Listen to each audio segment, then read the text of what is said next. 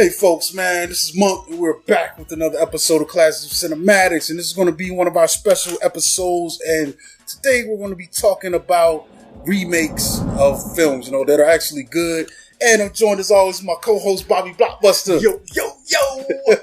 Yeah, folks, so we each picked 3 of these films that were remade, some of these go way back, so we're going to kind of celebrate the newer films that was made based off of those, classic films. And I'm going to start with The Mummy, 1932. So this film starred Boris Karloff in that version. British scientists messing around in Egypt. They disturb the mummy, awaken him, and then the mummy goes around looking for his lost love. So they remixed this in 1999 with Brendan Fraser starring vehicle.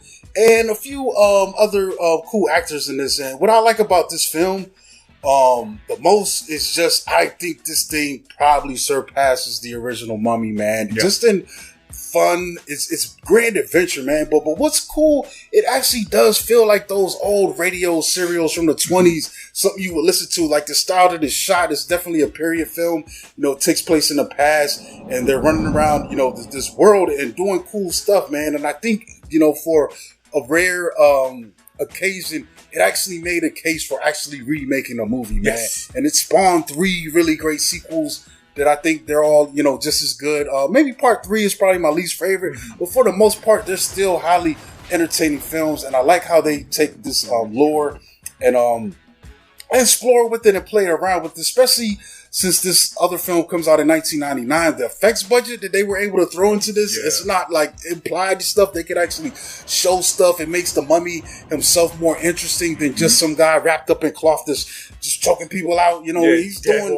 It's really cool, man, how they went about it. I actually saw this, I think it was a month ago. It was they reran it in the theater, so I went and saw it, and it was just as good as I remember it, in 99, man. And this, 24 years later? 25? God damn. One thing that always stood out to me was the imagery. Dude, that one part where the plane is going and then he turns into the wave of sand.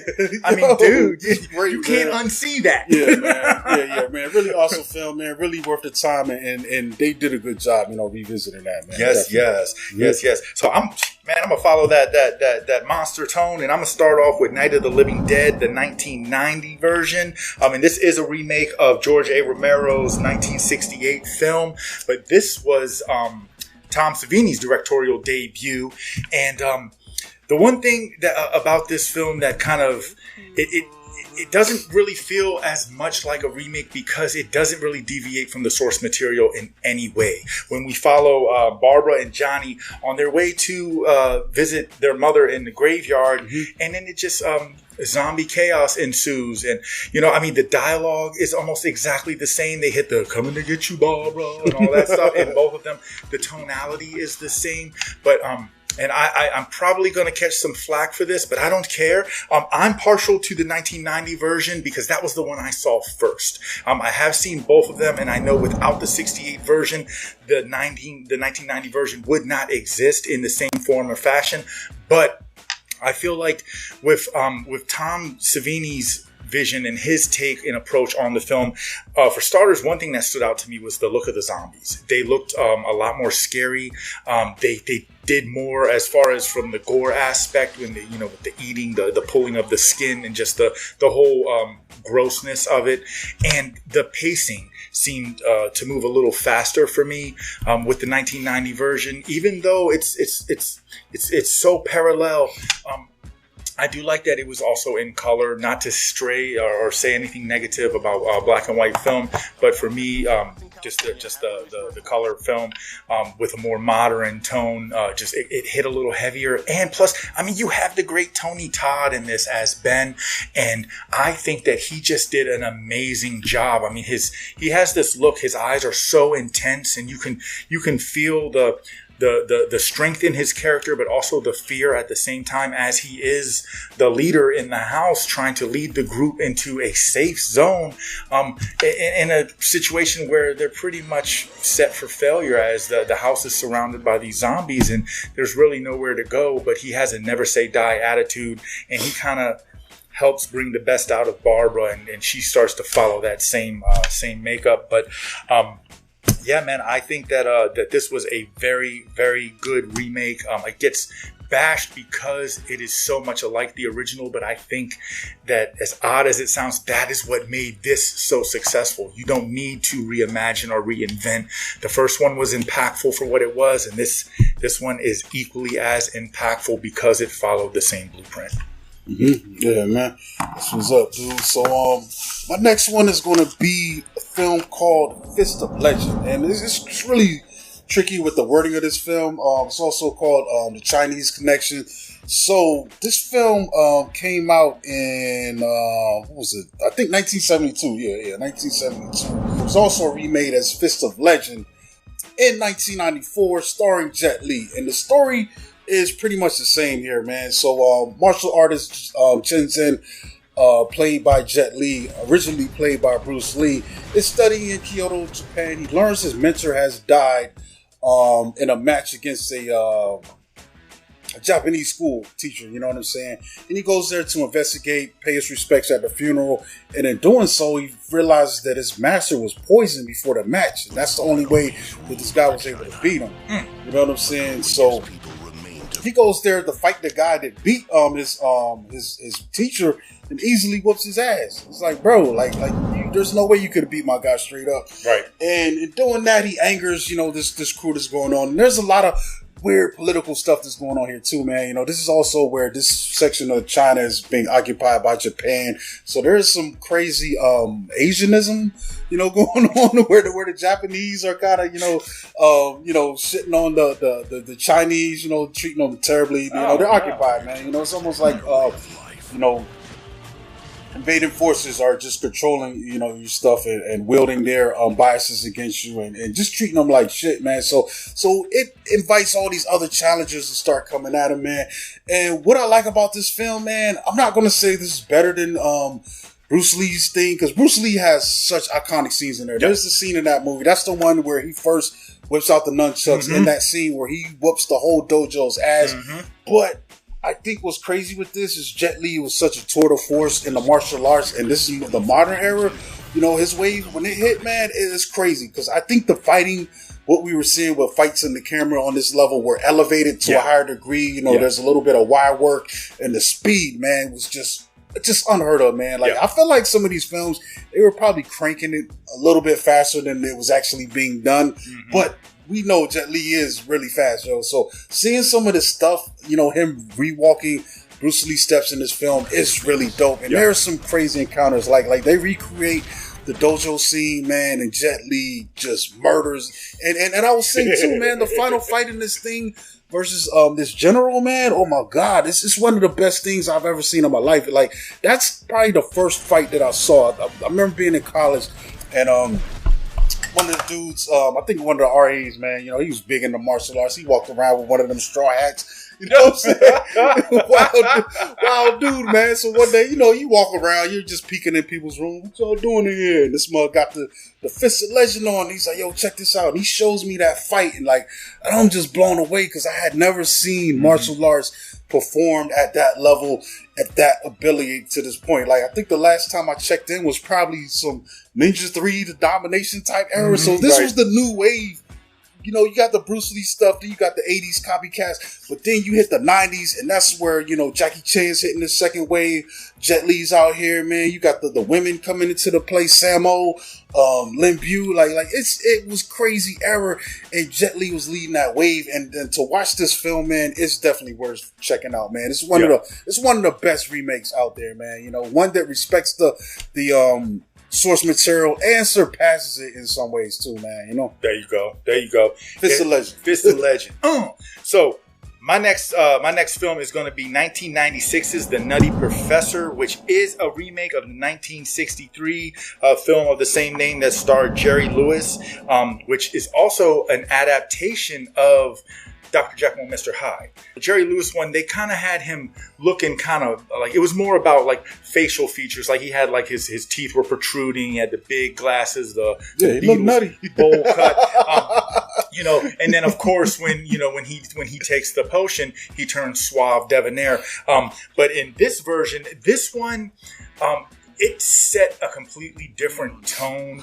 For starters, you had the great Eddie Murphy in this, and this film actually kind of resurged his career. I mean, he never really fell off, but in the earlier 90s, he was catching a lot of flack. He had a wave of non-hits. For the films that were coming out. And with this one, first and foremost, you know, he changed the aesthetic, the way that the Professor Klump looked by making him like extremely overweight and you know, all that stuff. And then his alter ego, Buddy Love, was then, you know, the slimmed down version, completely different mental aspects, tonality and everything as a human, arrogant, confident, narcissistic. And then whereas Professor Klump was more subdued, subtle, compassionate, but insecure. You know what I mean? But the coolest thing about this film is Eddie Murphy played all of these different roles. Like he plays this, they bring in this family element, and he plays all of the family members except for young Hercules. Yeah, that's a crazy scene. That is great. Every time they are at a family dinner, it is hilarious just watching him play male roles, female roles, just all these different personalities and everything. And I mean, he is just having a ball with this. He really, really just showed his acting abilities in a way that I haven't seen before this film, by being able to just give us all this multitude of characters and everything. But then also you get these great these costume designs. The special effects were amazing, and we also get a Dave Chappelle experience. He is the young actor that makes fun of Professor Klump in the film, and that is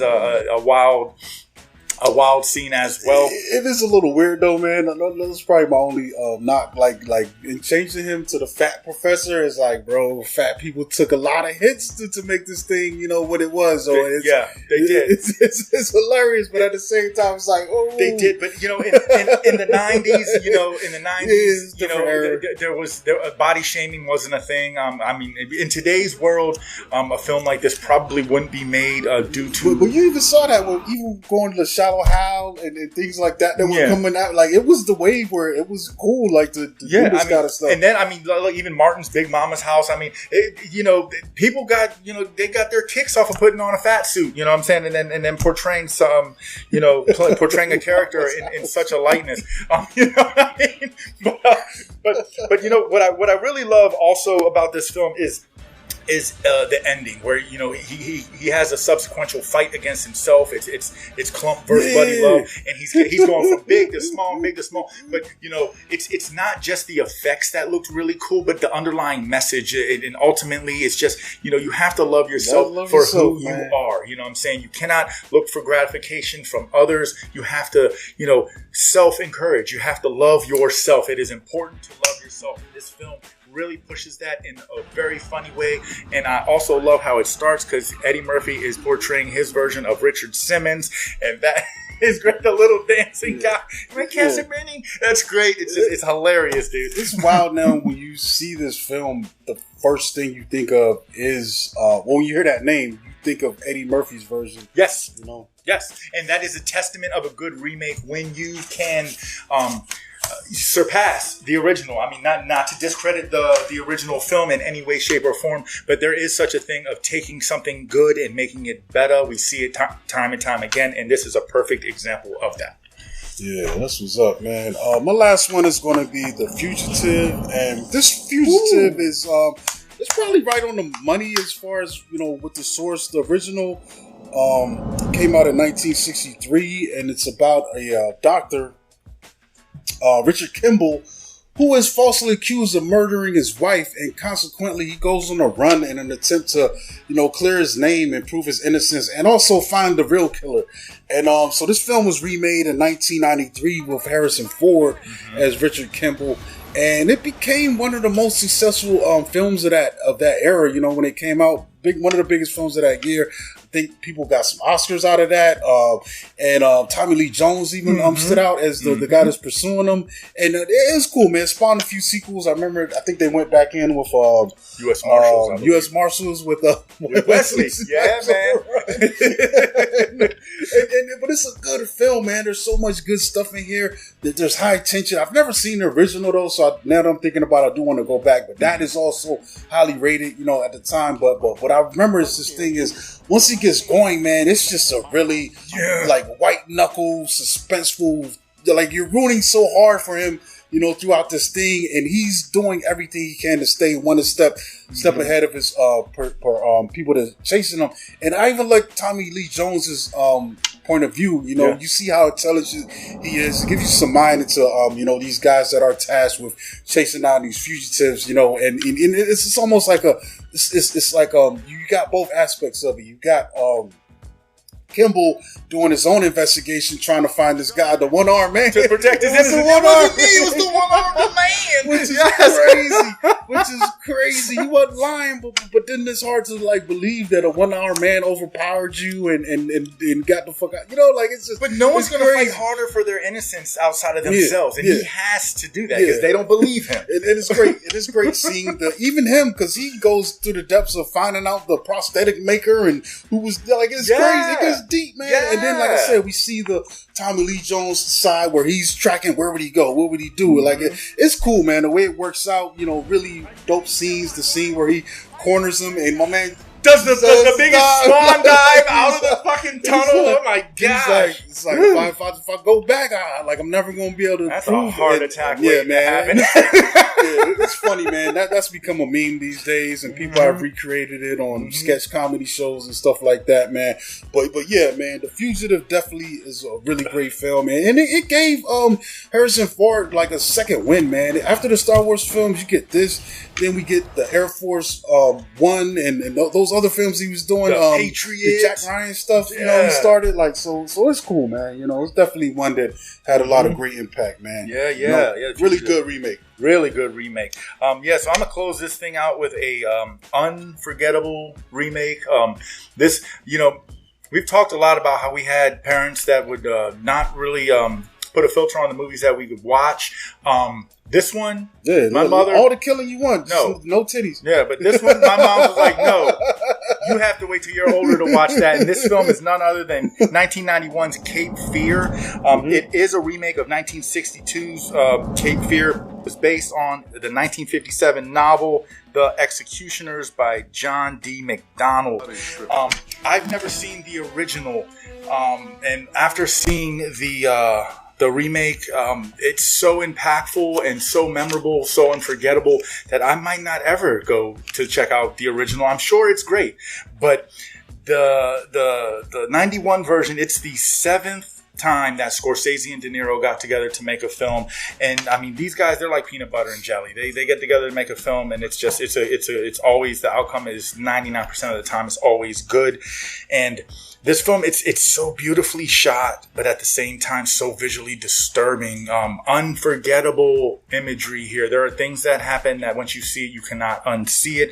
And it pretty much follows De Niro's character Max Cady, who is a violent, convicted rapist, and he finds out that his lawyer, played by Nick Nolte, kind of buried some evidence to make sure that he would get prosecuted, and had to do a 12-year bid. But because he's so violent, he couldn't just do his 12-year bid. He had to get into a couple fights in jail, and that extended it to a 24-year bid. So the whole time that he is in prison, he is festering, he is stewing, but he is also learning how to read. He starts to act as his own lawyer. He's able to look up his case files, and he finds out that Nick Nolte did bury this evidence. So now he is target number one for Max Cady. Max Cady feels that he is in the situation he is in, not because he committed the crime, but because his lawyer didn't do his job, and he wasn't afforded due process or the legal approach that everybody is supposed to get.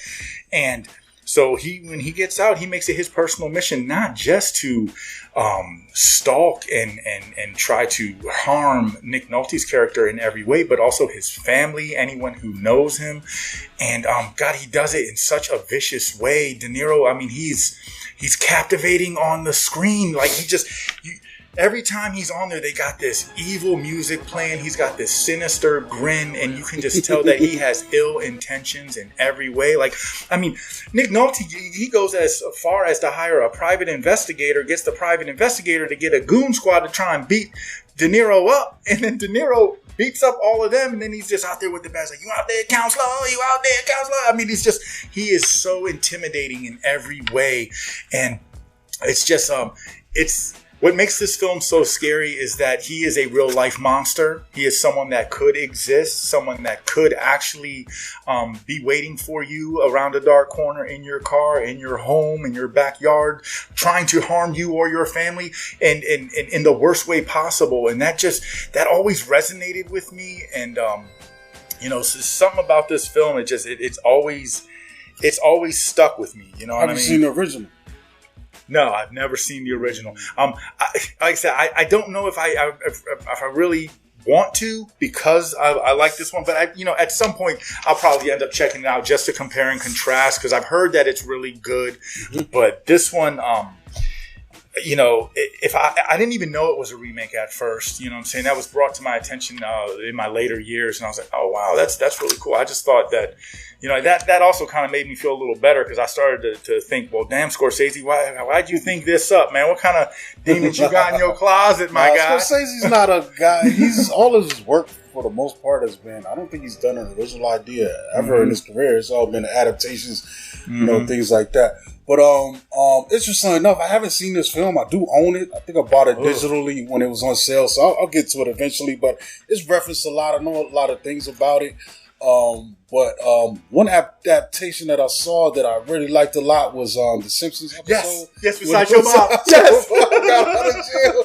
So that's really my only Cape Fear experience. But I just remember that's burned in my head. That was early Simpsons era when I was still watching it. I think they've got over 1,000 episodes now, and I probably only seen like less than 10%. At this point. But yeah, I do remember that. Like, that was crazy. But that's a testament to the impact that film, that this remake had on the culture. We are going to break this film down on our film review show, and it's going to be a wild ride. Yeah, folks. But I think that's it, man. We're going to catch y'all next time with another list. Make sure you subscribe to the channel, like us, click on the QR code, cop some merch, man. And we'll be back, man. You can catch me at Monkey Blood on Twitter, Instagram. Follow us at Classes of Cinematics on Instagram. And it's Bobby Blockbuster. As always, you can catch me on this show or on our other film review show. All right. Peace. Bye.